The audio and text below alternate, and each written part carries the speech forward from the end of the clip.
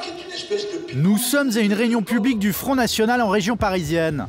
Ce soir-là, Jean-Marie Le Pen fait le point sur les échéances électorales. En marge de la réunion, nous lui posons une question sur les attentats du 11 septembre. Surprise, l'avion détourné qui s'est crashé sur le Pentagone le 11 septembre 2001, lui, il n'y croit pas. On nous dit qu'un avion a percuté le Pentagone et qu'il n'y a ni roue, ni siège, ni aile, ni queue, ni réacteur.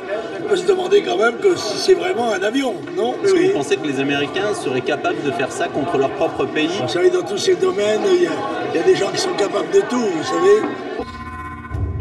Les Américains auraient fomenté eux-mêmes les attentats du 11 septembre. C'est ce qu'on appelle la théorie du complot.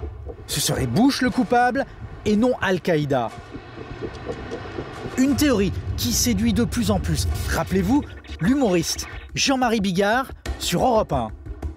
On commence à penser très sérieusement que ni Al-Qaïda ni aucun Ben Laden n'a été responsable des attentats du 11 septembre. Vraiment, vous pensez ça? Il est juste très vraisemblable que la version officielle américaine ne correspond tellement pas à la réalité. Ils ont provoqué eux-mêmes, ils ont tué des Américains. Des propos qui provoquent un tollé général. Privé d'antenne par la direction d'Europe 1, le comique finira par présenter ses excuses. Marion! Ouais, mais regarde pas! Un an plus tôt, l'actrice Marion Cotillard, elle aussi, avait dérapé. Je pense qu'on y ment sur énormément de choses. Comme le 11 septembre, ça... La comédienne française s'excusera. À Hollywood, la théorie du complot cartonne. Dans une émission, l'acteur Charlie Sheen émet des doutes sur ce qu'il appelle la version officielle du 11 septembre. J'ai fait un tas de recherches et je me suis aperçu qu'il y avait plein d'experts, des ingénieurs, des physiciens, des scientifiques, des universitaires qui soulèvent une foule de questions. Au regard de leurs travaux, il paraît clair que ça ne colle pas. Sharon Stone, elle aussi, a de sérieux doutes. Elle l'a dit dans un magazine. Je n'ai jamais cru l'histoire qui nous a été servie à propos de la destruction des Twin Towers le 11 septembre. 8 ans après les attentats d'Al-Qaïda le 11 septembre, le doute s'est installé dans l'opinion. Comment en est-on arrivé là? Comment est née la rumeur? Qui sont ceux qui diffusent la théorie du complot? Quelles sont leurs vraies motivations? Enquête.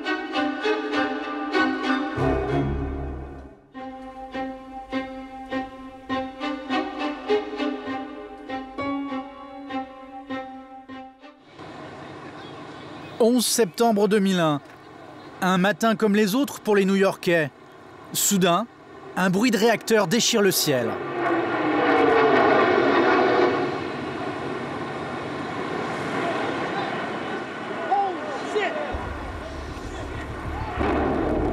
Il est 8h48. Un Boeing d'American Airlines et ses 92 passagers vient de se crasher dans la tour nord du World Trade Center. Une vingtaine de minutes plus tard, c'est la tour sud qui est frappée par un autre avion de ligne avec 64 passagers à son bord. Les tours jumelles s'embrasent. Des milliers d'employés de bureaux sont pris au piège.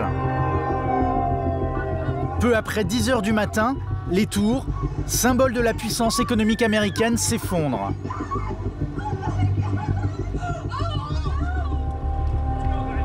« 2780 personnes périssent au World Trade Center, dont 300 pompiers. Derrière ces crashs, une attaque terroriste d'envergure, planifiée avec des cibles précises, les tours jumelles, mais aussi le Pentagone. Aéroport de Washington, ce matin-là, les caméras de surveillance filment 5 hommes. 5 terroristes qui embarquent à bord du vol 77 d'American Airlines. Parmi eux, Hani Hanjour. C'est lui qui prendra les commandes de l'avion après 30 minutes de vol. Direction, le siège du ministère de la Défense américain.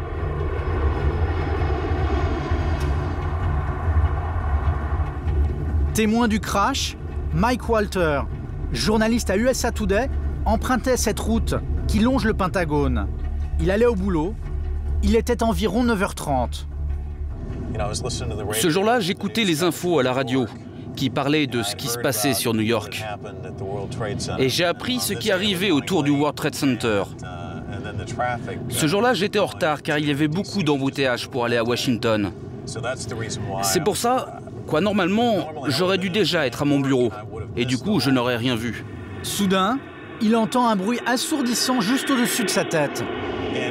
J'ai regardé et j'ai vu le ventre argenté de l'avion. Et il a tourné et il a plongé.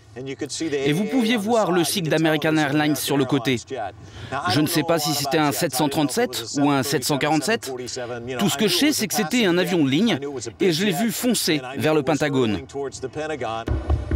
C'est ici, sur l'aile sud-ouest de l'édifice, que s'écrase le Boeing. Mike Walter n'était qu'à une centaine de mètres. Comme lui, des dizaines de témoins oculaires ont assisté au crash. I saw a plane going down, big plane, commercial liner type. I saw a large airliner-sized plane, roughly a 767-sized airliner. What can you tell us about the plane itself? It was a Boeing 757, American Airlines, no question. Le quatrième et dernier avion détourné, lui, va manquer son objectif et s'écraser dans un champ en Pennsylvanie à 10h du matin. Good evening. Today, our fellow citizens, our way of life, our very freedom came under attack in a series of deliberate and deadly terrorist acts. 11 septembre, un attentat revendiqué par Ben Laden, chef de l'organisation terroriste Al-Qaïda. 3 ans après les faits, dans une vidéo diffusée sur Al Jazeera, l'homme qui a déclaré la guerre aux États-Unis confirme et signe. وإني سأحدثكم عن الأسباب وراء تلك الأحداث وسأصدقكم القول باللحظات التي اتخذ فيها هذا القرار لتتفكروا علم الله أنه ما خطر في بالنا ضرب الأبراج ولكن بعدما طفح الكيل وشاهدنا ظلم وتعسف التحالف الأمريكي الإسرائيلي على أهلنا في فلسطين ولبنان تبادر إلى ذهني ذلك. Bilan de l'attaque terroriste, près de 3000 morts, des milliers de blessés, l'Amérique traumatisée, pour la première fois attaquée sur son propre sol depuis Pearl Harbor. Cette réalité, elle va pourtant très vite être contestée.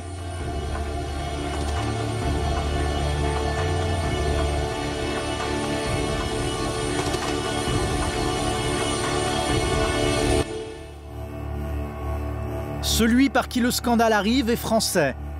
Il s'appelle Thierry Meyssan. Dans son livre « L'effroyable imposture », il met en cause le scénario de l'attaque du Pentagone. Thierry Meyssan, bonsoir. Bonsoir. Nous allons passer au crible la théorie de Thierry Meyssan. Aucun avion ne se serait écrasé donc sur le Pentagone. Le point de départ, c'est de constater que la version qui nous est donnée par le département de la Défense d'un éventuel crash d'un Boeing sur le Pentagone, cette version, avec les détails qui en sont donnés par le Pentagone, n'est pas compatible avec les éléments matériels qui sont rassemblés. Des dizaines de témoins ont vu un avion de ligne s'écraser ce jour-là. Le Français, lui, n'a jamais mis les pieds sur le lieu du drame. Et pourtant, sa thèse fascine. Son livre, traduit en 28 langues, va s'écouler à des centaines de milliers d'exemplaires. Si sa thèse fait mouche, c'est qu'il n'y a pas d'image montrant l'attaque du Pentagone par un avion. En fait, si, il existe une vidéo prise par une caméra de surveillance au moment de l'impact. Seulement voilà, elle est de très mauvaise qualité. Impossible d'y reconnaître un avion de ligne. Selon Thierry Meyssan, un élément prouverait qu'il n'y avait pas d'avion, l'absence de débris. Or, c'est faux. Les débris du 757 sont rares, mais il y en a. Fragments du fuselage, roues calcinées, morceaux de moteur ou encore train d'atterrissage. Une reconstitution 3D réalisée par des universitaires américains explique pourquoi il y en a si peu.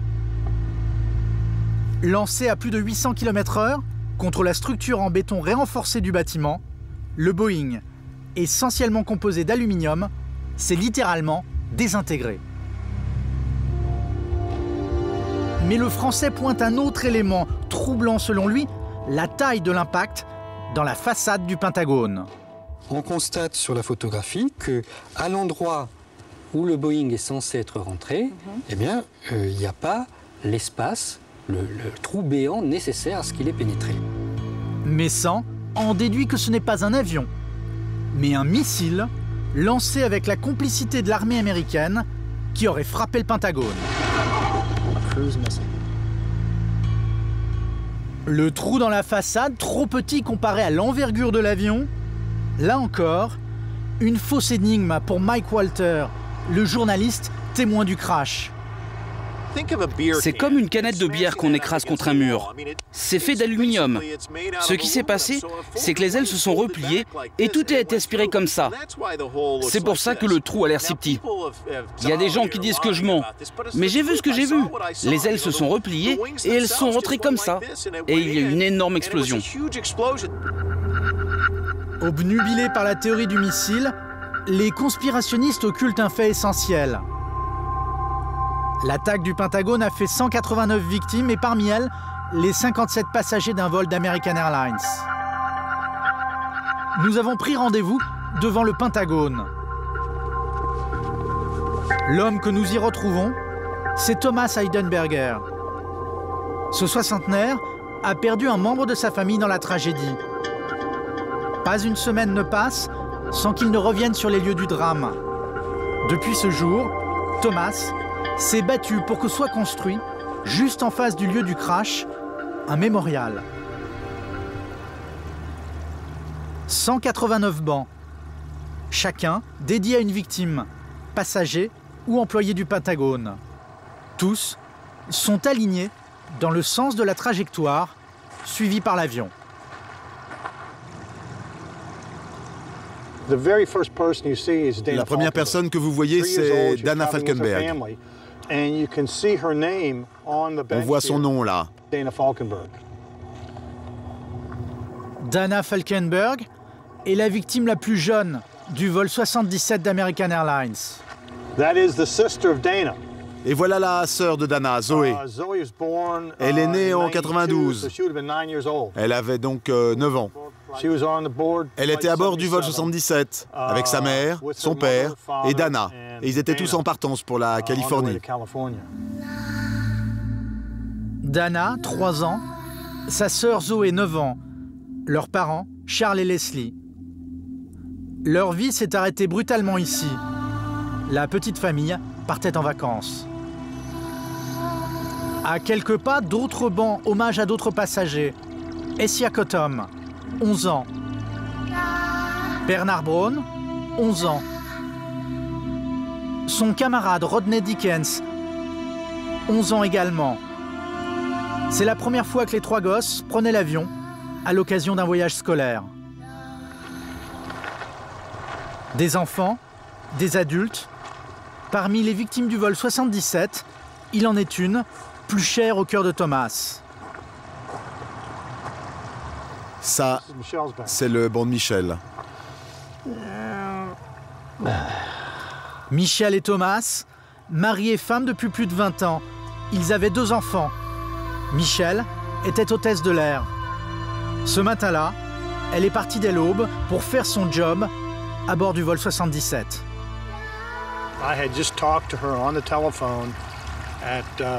Je lui avais parlé au téléphone vers 6h30 du matin. Michel m'avait appelé pour s'assurer que j'étais réveillé, que les enfants étaient bien levés. Vous savez, ces petites choses du quotidien. C'était une très bonne mère. Et je me souviens de lui avoir dit « Fais un bon voyage. Je t'appellerai quand tu seras arrivé à Los Angeles. Fais un bon voyage. » Évidemment, elle n'a pas fait un bon voyage. Et jusqu'à aujourd'hui encore, je ne sais pas. Je ne me souviens plus si lors de cette dernière conversation que nous avons eue au téléphone, 2 ou 3 heures avant sa mort, je ne sais plus si je lui ai dit que je l'aimais. Je ne m'en souviens plus. C'était il y a 8 ans. Depuis, Thomas, veuf, vit dans le souvenir. Ceci est un certificat de décès et il est au nom de Michel Heidenberger. Le document confirme le lieu, la date et les circonstances du décès de Michel, victime d'une attaque terroriste. Autopsie, test ADN, les enquêteurs ont pu identifier le corps de la femme de Thomas comme celui de la plupart des passagers. Alors forcément, les théories de l'effroyable imposture, ça fait bondir Thomas.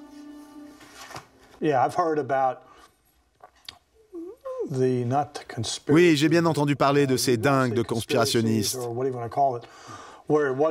Ils disent que ce n'était pas un avion, que c'était un missile. La réalité, c'est que ma femme n'est plus là. Aux millions de personnes qui pourraient encore douter que sa femme est bien morte, Thomas a voulu montrer une dernière chose.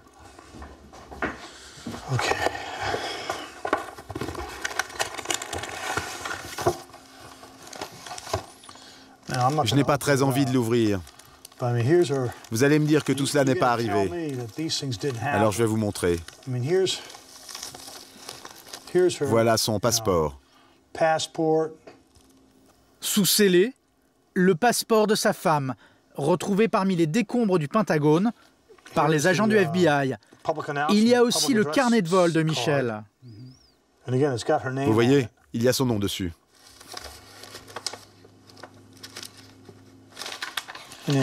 Et là, c'est sa carte d'identité professionnelle. Elle l'avait sur elle ce jour-là.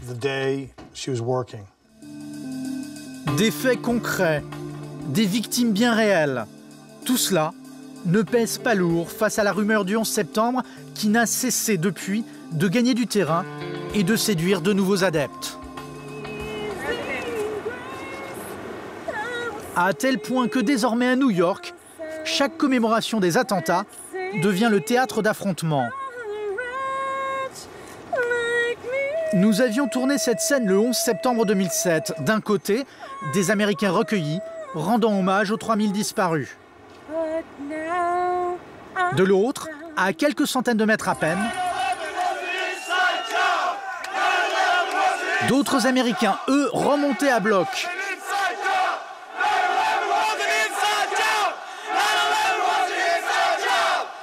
En ce jour de deuil, ils n'hésitent pas à accuser publiquement leur propre gouvernement et leur président W. Bush d'avoir organisé les attentats du 11 septembre. Ce qui les a convaincus que le 11 septembre est le fruit d'un complot intérieur, c'est Internet. Par milliers, des sites d'information alternatifs, de blogs, de forums, colportent la théorie du complot à propos du 11 septembre. Aux origines de cette nouvelle vague conspirationniste, un film réalisé en 2005 et exclusivement diffusé sur Internet. Il s'agit d'un web documentaire amateur, son titre Loose Change. En français, Prise de conscience. Film le plus populaire de la toile, on le trouve en anglais, en espagnol et même en japonais. Traduit en plus de 10 langues, Loose Change aurait été téléchargé près de 100 millions de fois. Bluffant, ce film de 80 minutes réunit tous les ingrédients d'un pur documentaire d'investigation. Il n'y avait plus qu'une seule tour debout, la tour 1. Montage percutant, débauche d'archives, de documents, de chiffres et même d'images de synthèse, tout ça pour développer une théorie explosive. Selon Loose Change, les tours du World Trade Center n'ont pas pu tomber à cause d'avions kamikazes. Elles étaient conçues pour résister à tout, même à un crash d'avion. Et dire que le gouvernement voudrait nous faire croire que ces structures massives ont été détruites par 38 000 litres de kérosène, alors que les témoignages, les vidéos et le simple bon sens démentent cette explication. Selon ce film, les tours auraient été détruites par démolition contrôlée. Autrement dit, ce sont des explosifs placés à l'intérieur qui auraient provoqué leur chute. La démolition des tours a été soigneusement planifiée. C'était une attaque psychologique contre le peuple américain, exécutée avec une précision militaire. Coupable désigné, le gouvernement Bush aurait orchestré lui-même les attentats du 11 septembre pour justifier l'invasion de l'Irak et faire main basse sur son pétrole. Pour beaucoup, Loose Change est une vraie révélation. C'est basé sur des faits scientifiques et prouvés. Il se base uniquement sur des éléments concrets. En plus, il y a une musique super cool. C'est vraiment fait pour notre génération. Loose Change a ouvert les yeux à plein de gens et ça a tout changé pour moi il y a 2 ans. À l'époque, je me rendais pas compte et maintenant je suis là. Je suis venu spécialement du Canada. Info et DVD gratuits sur le 11 septembre. CNN, Fox News vous mentent. Distribution de films, de tracts, banderoles, tous convertis par Loose Change. Ces jeunes militants venus du web ne se contentent pas de manifester tous les 11 septembre. Pour rallier les New-Yorkais à leur cause, ils ont même créé un mouvement pour la vérité sur les attentats. Leur combat, obtenir la réouverture d'une enquête. Les médias ont fait un très mauvais boulot sur le 11 septembre. Si tu regardes Fox News, CBS, ABC, NBC, toutes les grandes chaînes de télé sont contrôlées par un petit groupe de personnes. Nous, on essaye de trouver les criminels au sein de notre gouvernement qui ont été impliqués dans le 11 septembre, notamment au plus haut niveau de l'armée. Mec, quand tu commences à découvrir la vérité, ça te rend vraiment dingue. Médias disqualifiés, Bush super menteur, la suspicion gagne même le grand public. D'après les sondages, plus d'un tiers des Américains pensent que leur gouvernement pourrait être impliqué dans le 11 septembre.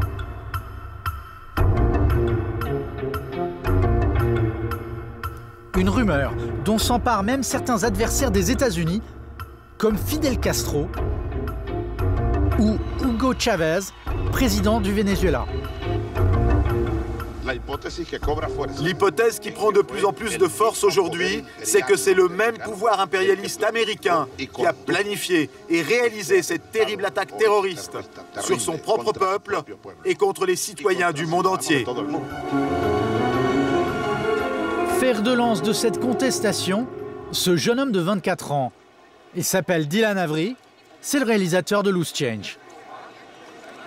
Pressé de questions par ses fans, Dylan, nouveau chevalier blanc d'une Amérique qui s'estime trahi par ses élites. Qu'est-ce que tu veux savoir, mec? C'est hallucinant. Tout le temps, où que j'aille, plein de gens m'accostent pour me dire « ton film a changé ma vie ». C'est dément. Et j'aimerais qu'il y ait encore plus de gens. Un jeune homme dont on parle même dans les grands médias, mais pas en bien.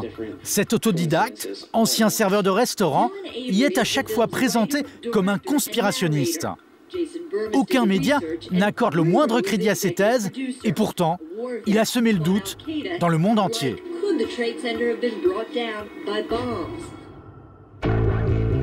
Au beau milieu de nulle part, à 4 heures de route de New York, Oneonta, petite ville située dans ce qui fut le territoire des Indiens Iroquois. C'est là que se trouve ce que beaucoup d'internautes considèrent comme la Mecque de l'information libre et indépendante. Jason Bermas, 27 ans, ancien graphiste, est l'enquêteur en chef de Loose Change, le bras droit de Dylan Avery. Ici, c'est notre salon et le bureau de Slash, et c'est là que travaille d'habitude ma secrétaire. Juste à côté, c'est dans une chambre typique d'ado que vit et bosse le créateur de Loose Change. Sous ses ordres, toute une tribu de jeunes s'active à plein temps. En 2 ans, plus de 50 000 copies de Loose Change, vendues $19, ont été écoulées via le net.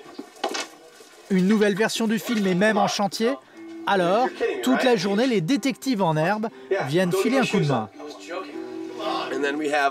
Et ici, on a un autre de nos chercheurs. Il est passé nous voir, il fait partie des accros. Ça, c'est 6 années d'enregistrement de la télévision. Et si t'as 5 ans de ta vie, tu peux fouiller dedans.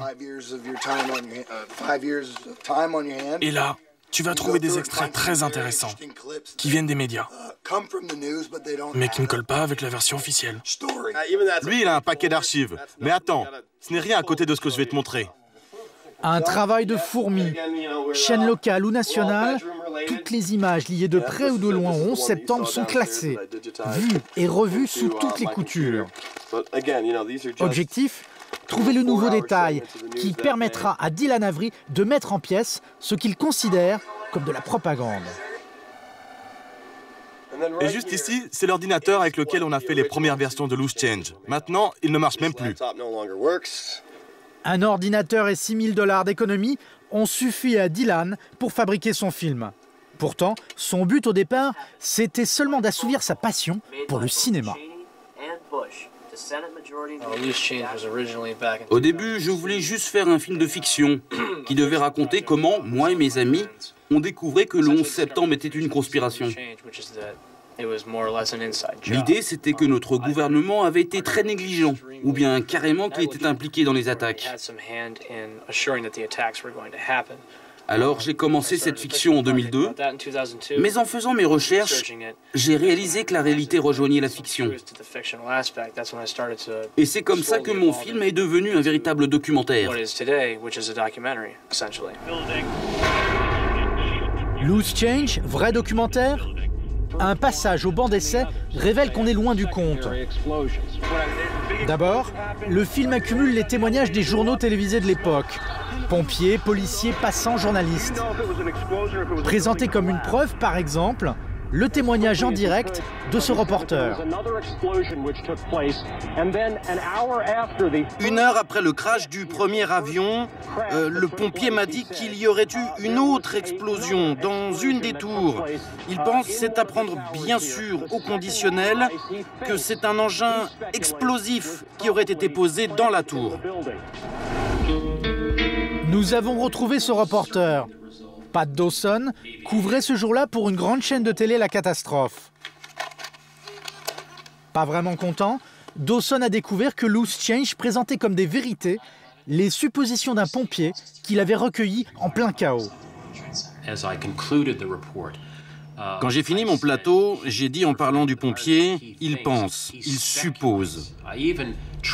J'essayais de faire comprendre aux téléspectateurs que dans ce contexte, il ne s'agissait pas d'un fait. C'est ça que je voulais leur faire comprendre. C'est très grave pour un professionnel de voir votre travail pris hors contexte et utilisé pour développer une théorie que les faits ne soutiennent pas. Des rumeurs, présentées comme des faits avérés, ce n'est pas tout. Pour convaincre que des explosifs ont fait tomber les tours, les réalisateurs vont jusqu'à mettre la science de leur côté. Les explosions sont très clairement visibles, entre 20 et 30 étages, sous le point d'impact.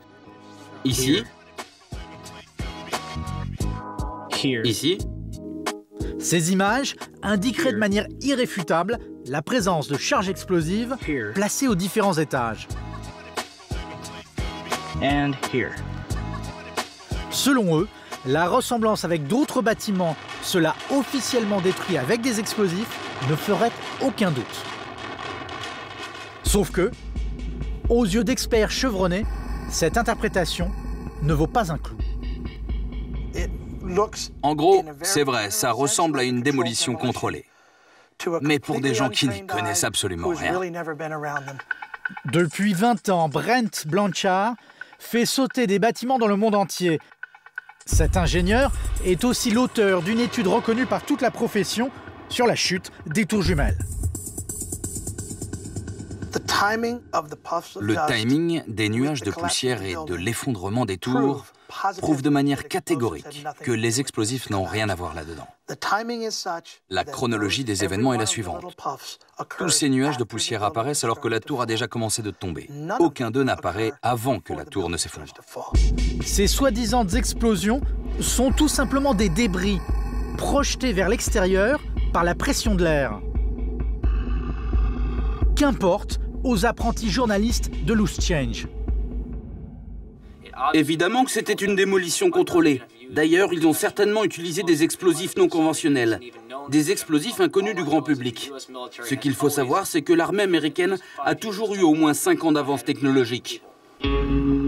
Décidément jamais à court d'imagination, nos chercheurs de vérité aurait la preuve que des conspirateurs au sein du gouvernement américain ont tenté d'étouffer l'affaire. Si au moins on pouvait examiner les débris du World Trade Center.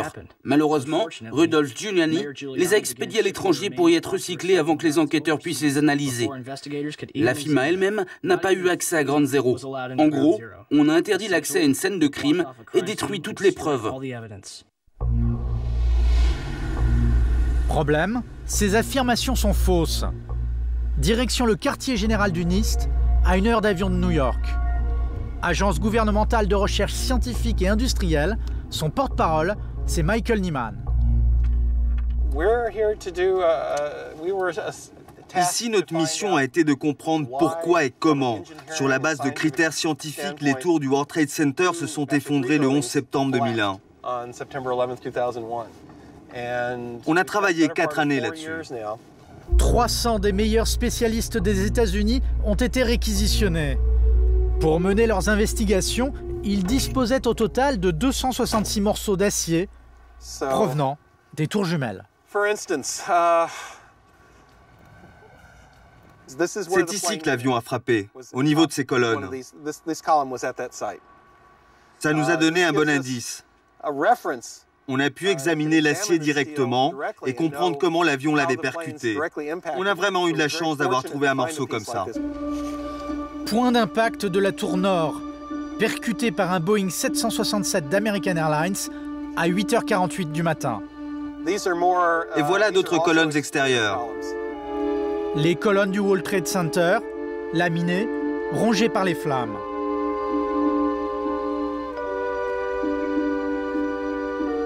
Et ici, les armatures métalliques des étages. Du moins, ce qu'il en reste. Et les affirmations de Loose Change, l'enquête entravée, les débris volatilisés avec la complicité du maire de New York. Ce n'est pas vrai. Une partie a été envoyée à l'étranger pour être recyclée au Japon et dans d'autres pays.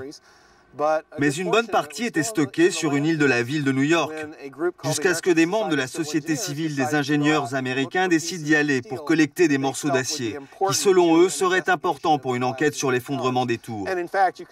Et en fait, vous pouvez voir ici des traces de leur travail. Ils ont marqué chaque morceau d'acier avec des numéros. Ils ont même inscrit à garder. C'était pour bien préciser qu'il ne fallait pas envoyer ces morceaux à l'étranger. Des vestiges qui ont subi pendant de longs mois toutes les tortures. Simulation en laboratoire, crash test, mise à l'épreuve du feu, reconstitution des circonstances de la catastrophe, les conclusions ne laissent place à aucun doute. Les tours invincibles ont été terrassées par 2 Boeing transformés en armes de guerre.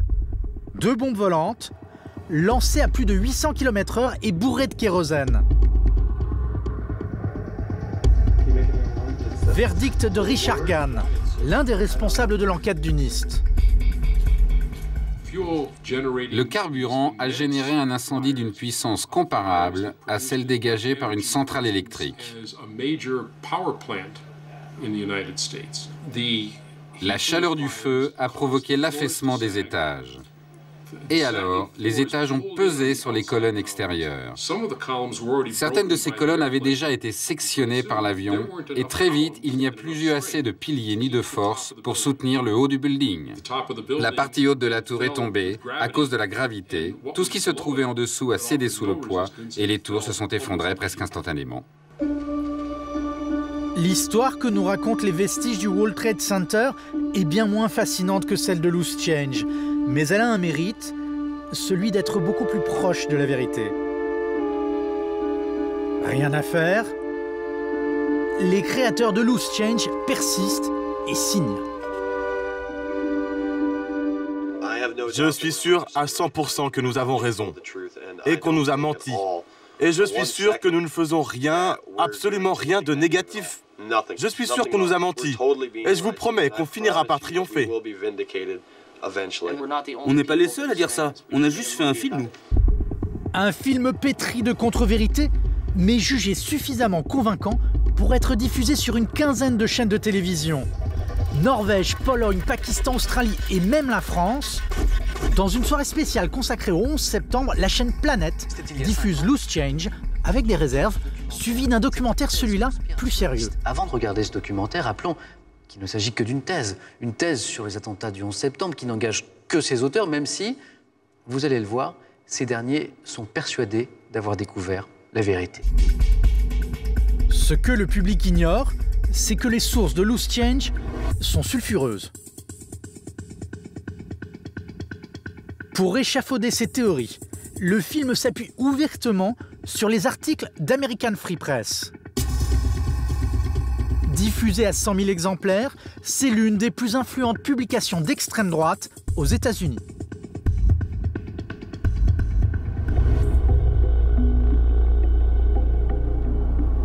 Pour découvrir la face cachée de Loose Change, direction Washington DC, cœur du pouvoir politique américain et cible des terroristes d'Al-Qaïda le 11 septembre 2001.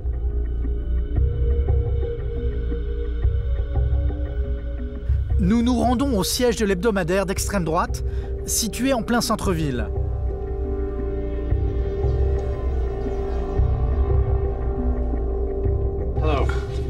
Je suis Stéphane de Canal+. Ce vieux monsieur, c'est Willis Carto, le propriétaire du journal. Dans sa rédaction, des journalistes, pour la plupart, largement sexagénaires. Nous voilà à des années-lumière de l'univers jeune et high-tech de Loose Change. Pourtant, le discours est le même.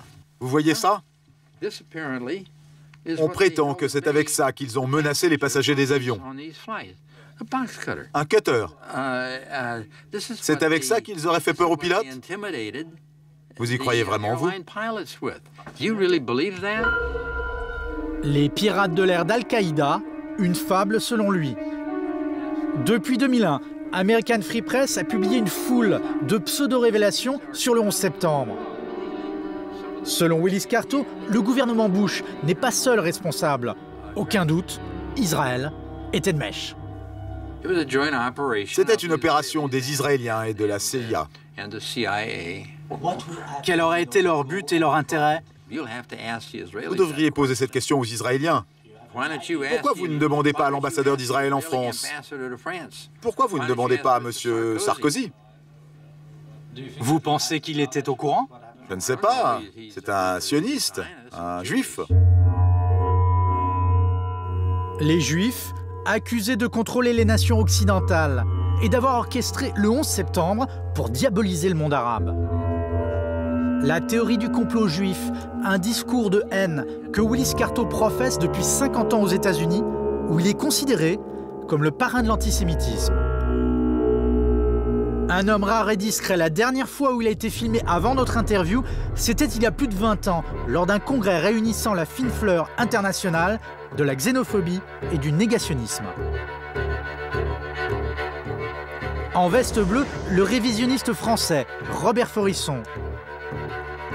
Là, le chef d'une organisation raciste, le Ku Klux Klan. Et bien sûr, Willis Carto. Grand sponsor du révisionnisme, il a fondé un institut, des dizaines de revues qui nient l'assassinat de 6 millions de juifs pendant la Seconde Guerre mondiale. Tous ces récits des soi-disant survivants de l'Holocauste, ça a juste été un bon moyen pour eux de se faire beaucoup d'argent. Des propos calomnieux que la Constitution américaine autorise au nom de la liberté d'expression et dont Willis Carto use sans la moindre retenue. S'il y a bien quelqu'un qui méritait le prix Nobel, c'est Adolf Hitler. Je ne sais pas quelles sont les qualifications requises pour avoir le prix Nobel. Mais Hitler aurait dû l'avoir, ne serait-ce que pour tous les mensonges qu'on a racontés sur lui. Se baser sur un journal clairement antisémite, ça n'a pas l'air de poser le moindre problème aux créateurs de Loose Change. Pour eux, cette source d'information serait aussi valable que n'importe quelle autre. Je ne comprends pas pourquoi vous remettez en cause l'utilisation d'American Free Press, parce que toutes les informations qu'ils donnent sont très pertinentes. Il y a des gens qui ont des stratégies secrètes. Nous, on n'est pas là pour promouvoir American Free Press ou l'antisémitisme. Non, d'aucune manière. Ce ne sont pourtant pas les seules origines inavouables de leurs films. Sur le web, le site d'un certain Eric Schmidt. Des thèses antisémites liées au 11 septembre, négationnistes sur les camps de concentration. Personnalité délirante, Schmidt n'est autre que le père fondateur de la théorie de la destruction des tours jumelles avec des explosifs. Dès 2003, il met sur la toile son propre film, Painful Deception, 2 ans avant celui de Dylan Avery. Ça fait bricoler, ça se veut scientifique. La plupart des arguments de Loose Change sont déjà là. Nous décidons de rencontrer le sulfureux blogueur. Sur les bords du Pacifique, la perle de la Californie, Santa Barbara. Même dans cet Éden touristique, l'impopularité de la guerre en Irak mobilise. Ce jour-là, en signe de protestation des pacifistes, ont couvert la plage de 3000 croix. C'est alors le nombre de GIs morts depuis le début du conflit. Eric Schmidt, la guerre, ce n'est pas vraiment son problème. Le blogueur n'a, semble-t-il, qu'une seule obsession. Tous les journalistes sont des juifs sionistes.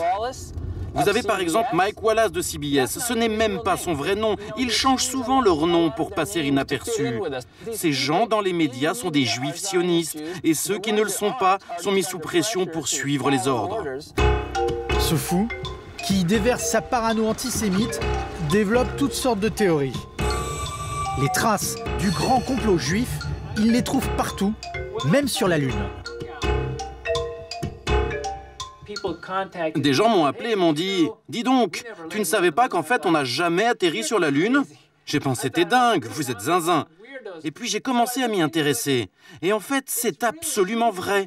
L'atterrissage d'Apollo sur la Lune, c'est encore les juifs sionistes. Ce sont les producteurs d'Hollywood qui ont tout mis en scène. Sa théorie sur les tours du World Trade Center, il l'élabore dès septembre 2002. Il n'y connaissait pourtant rien en matière d'explosifs et pour cause, c'est un informaticien. Notre pionnier décline pourtant sa théorie d'abord sous la forme d'un livre. Ça, c'est mon livre. Je l'ai fabriqué avec mon ordinateur et puis je l'ai fait imprimer. Un opus fait maison, suivi d'une adaptation vidéo écoulée sur la toile à plus de 20 000 exemplaires. Ces idées sont extravagantes, elles vont pourtant trouver un appui de taille aux États-Unis. Bonjour, je m'appelle Jimmy Walter. Comme vous tous, j'ai vu les avions frapper les tours du World Trade Center.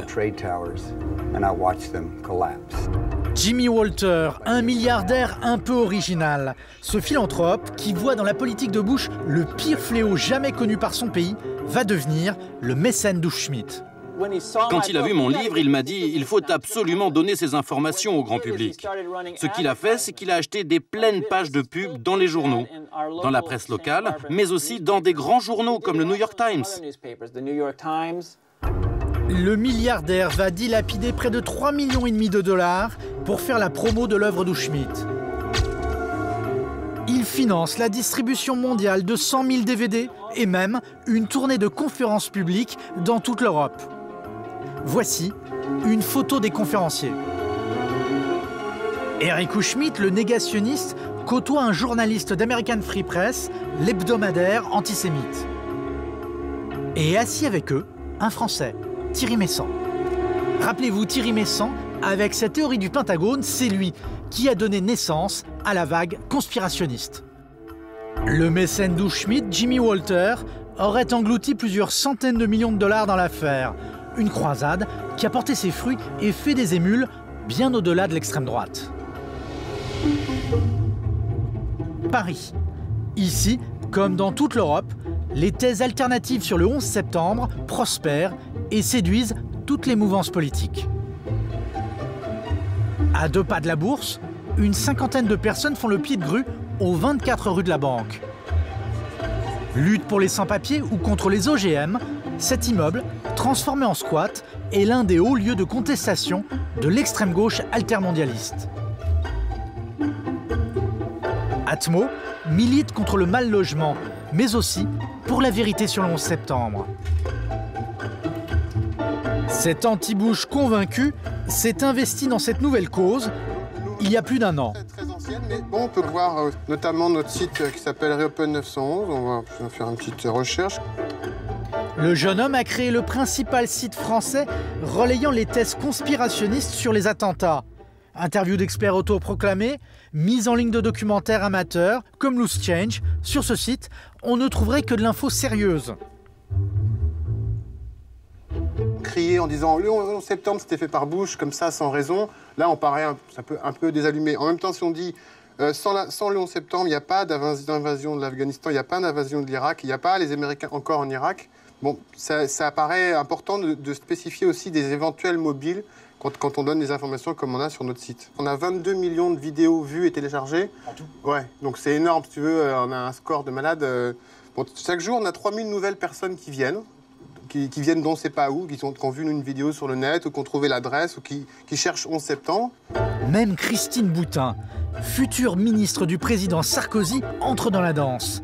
Interviewée en novembre 2006 par Atmo sur la toile, ses réponses surprennent. Plus précisément, est-ce que tu penses que Bush peut être à l'origine de ces attentats ? Je pense que c'est possible. Je pense que c'est possible et je le pense d'autant plus que je sais que les sites qui parlent de ce problème sont des sites qui ont le plus taux de visite. Et donc je me dis, moi qui suis très sensibilisée au problème des nouvelles techniques de l'information et de la communication, je me dis que cette expression de la masse et du peuple ne peut pas être sans aucune vérité. Une responsable politique de premier plan qui donne du crédit à des thèses infondées, tout ça parce qu'elles sont populaires sur Internet, inquiétant. L'influence du web se mesure jusqu'aux militants français du 11 septembre. Ils ont adopté la panoplie complète de leurs homologues américains, du copier-coller. L'idée, c'était d'avoir les deux 1 qui sont les deux World Trade Center et le Pentagone pour un 9, comme ça fait 911. Donc c'est le 911, c'est un peu le chiffre clé du 11 septembre. Donc, les t-shirts et le discours qui va avec.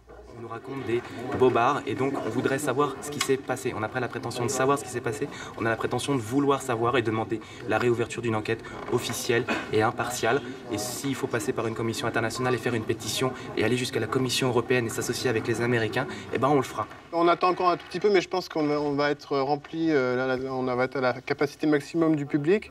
Et l'idée, c'est ce jour-là, justement, ils attendent comme le Messie, un expert américain. Il s'appelle David Ray Griffin, son nom ne vous dit sans doute rien, et pourtant, ce professeur de philosophie à la retraite est devenu célèbre du jour au lendemain grâce à un best-seller sur le 11 septembre. Intitulé Le Nouveau Pearl Harbor, son livre s'est écoulé à plus de 300 000 exemplaires uniquement grâce au bouche à oreille sur la toile.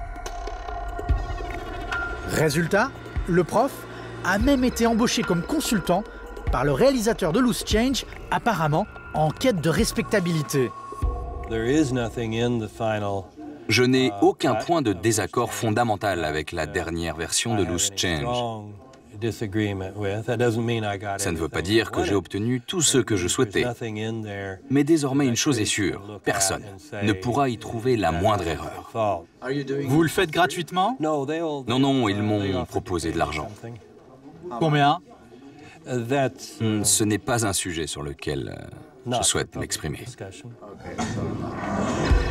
Au-delà de l'argent, le 11 septembre a offert à ce retraité une nouvelle carrière. Désormais globe-trotteur, il enchaîne conférences et séances de dédicaces. Chercheur de vérité pour le 11 septembre. Le prof se revendique comme un homme de gauche et un admirateur d'Al Gore, nouvelle star de l'écologie.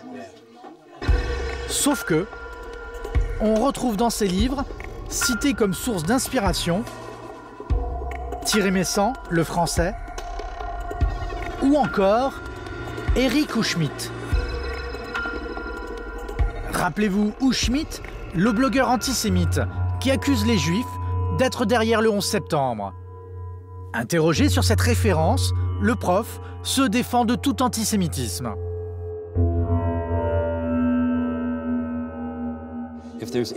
S'il y a bien une chose pour laquelle j'ai été critiqué au sein du mouvement, c'est justement de ne pas mettre en cause les Juifs. À bien écouter le professeur, lui-même n'accuse pas les Juifs. En revanche, la présence d'antisémites au sein du mouvement conspirationniste ne ferait aucun doute. Internet, place publique où tout le monde a droit de parole, où toutes les vérités sont bonnes à dire? Pas tout à fait. Tristan Mendès France, figure de la blogosphère française, est devenu la bête noire des sites conspirationnistes. Le crime du blogueur? Avoir tourné en dérision leur film culte, Loose Change.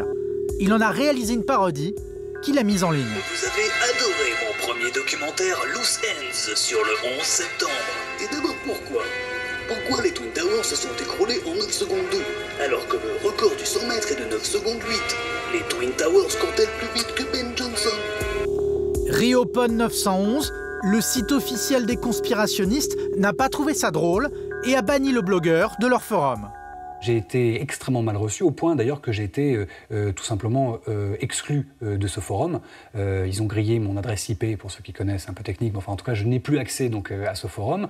Et je trouve que c'est assez étrange pour des gens qui promeuvent la liberté d'expression pour eux, hein, pour eux-mêmes. Ils acceptent très difficilement la contradiction, même sans aucune animosité, quand elle provient de quelqu'un qui n'est pas de leur milieu. Sur Reopen, le blogueur Tristan Mendès France se fait lyncher par les internautes adeptes de la théorie du complot. Con comme une bite, pauvre merde, guignol, nominé au Condor. Et ça va jusqu'au dérapage.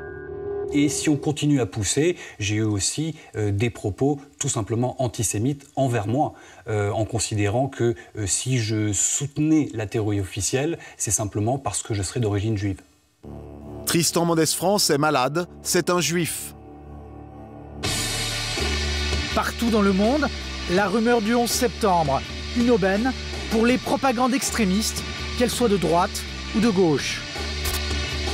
Une occasion en or aussi pour les pays qui veulent nourrir la propagande anti-américaine. Dans les médias iraniens ou russes, Thierry Messant, héros de la nébuleuse conspirationniste, est régulièrement reçu tel un grand spécialiste, comme ici, sur une chaîne russe. Vous avez des difficultés à vous poser la question si c'était les États-Unis qui avaient organisé le 11 septembre. La rumeur du 11 septembre, synonyme de success story pour les kids de Loose Change. Casquettes, t-shirts, DVD, stickers, le merchandising fonctionne à bloc. Pour réaliser Loose Change Final Cut, ultime version de leur pseudo-documentaire, les Américains auraient décroché un budget de 200 000 $. Vous savez, je pense vraiment qu'on est devenus des journalistes. Nous sommes les journalistes, nous sommes les nouveaux médias. Moi, à travers ça, ce qui m'inquiète, c'est que les jeunes, aujourd'hui, commencent à douter de tout ce qu'on leur dit et que l'histoire, avec un grand H, qu'on a tous appris ensemble, à terme, si on commence avec le 11 septembre, je ne vois pas jusqu'où on peut s'arrêter. Et j'ai peur que derrière tout ça, ça soit l'histoire qui en soit la première victime. L'histoire a la mémoire qui flanche. En 2008, une enquête d'opinion a été réalisée sur les attentats du 11 septembre dans 17 pays différents. Les résultats laissent songeurs. Près de la moitié des sondés doutent que c'est bien Al-Qaïda qui a organisé les attentats.